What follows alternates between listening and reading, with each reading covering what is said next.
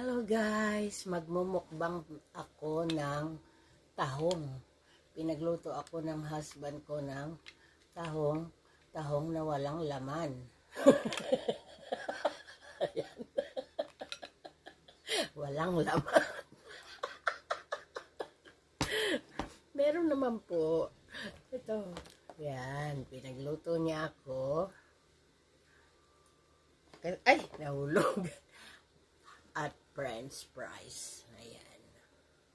Kasi, sakit ang ulo ko, pagod. Kaya, siya na lang ang nagluto. Mamayang gabi ako bawawi sa pagluluto.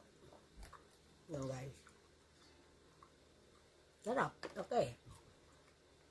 Hindi niya nakuha yung pinakaano ko. Recipe ko. Okay guys, thank you. Mukbang tayo.